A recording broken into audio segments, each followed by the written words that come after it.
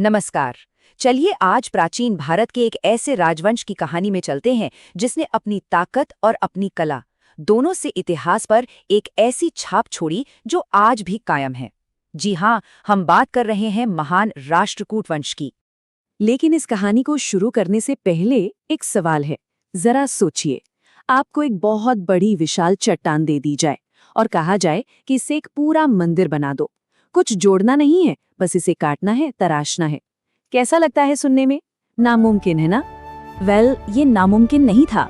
इस अविश्वसनीय हैरत अंगेज कारनामे को सच कर दिखाया था राष्ट्रकूटों ने। वो सिर्फ शासक नहीं थे, बल्कि वास्तुकला के जादूगर थे, सही मायनों में। तो चलिए इस शानदार राजवंश की दुनिया में और गहराई से उतरते हैं। एक ऐसा साम्राज्य जिसने सच में अपनी विरासत को पत्थर में हमेशा के लिए तराश दिया। तो सवाल उठता है, आखिर ये राष्ट्रकूट थे कौन? देखिए, ये 753 ईस्वी से लेकर 982 ईस्वी तक राज करने वाला एक बहुत ही शक्तिशाली भारतीय राजवंश था। और इनकी पहचान ना 3 खास वजहों से थी। एक तो थी इनकी जबरदस्त फौजी ताकत, दूसरा इनका कमाल का प्रशासन, और तीसरा जो सबसे खास है वो थी इनकी बेजोड़ रॉक कट वास्तुकला। मतलब चट्टानों को काट के ही पूरी पूरी इमारतें बना देना। हर बड़े साम्राज्य की एक शुरुआत होती है ना, और राष्ट्रकूटों की कहानी तो खास तौर पर बहुत दिलचस्प है। ये एक क्लासिक जीरो से हीरो वाली कहानी है, सामंत से सम्राट बनने का सफर। जरा सोचिए, 753 ईस्वी से पहले तक राष्ट्रकूट जो थे वो शक्तिशाली चालुक्य साम्राज्य के नीचे काम करने वाले सामंत थे, मतलब एक तरह से स्थानीय गवर्नर। लेकिन फिर आया साल 753 और कहानी में एक जबरदस्त मोड़ आ गया।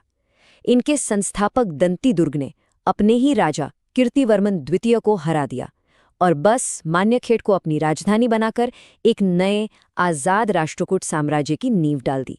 मतलब अगर सीधे सीधे कहें तो ये वो महत्वाकांक्षी सेवक थे जो अपनी काबिलियत और हिम्मत के दम पर खुद शासक बन बैठे। और यही बात तो इनकी कहानी को और भी ज्यादा असरदार बनाती है। सत्ता में आने के बाद राष्ट्रकूट बस वहीं रुके नहीं। अरे नहीं, उनका असली खेल तो अब शुरू हुआ था।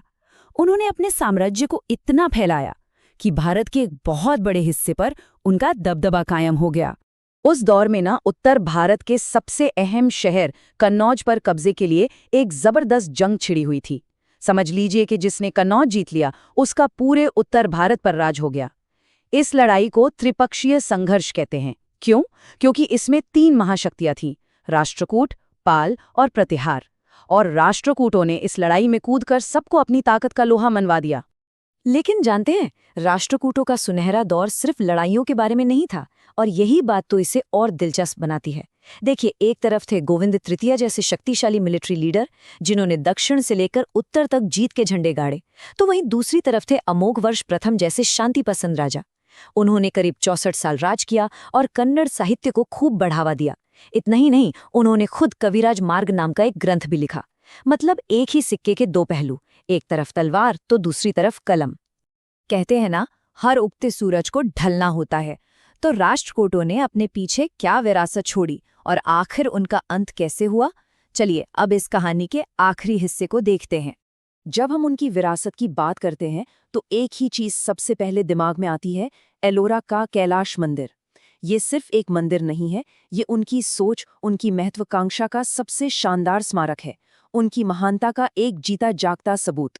इस बात को जरा फिर से सोचिए, एक चट्टान, सिर्फ एक, और उसी को तराश कर बना दिया गया एक पूरा का पूरा मंदिर।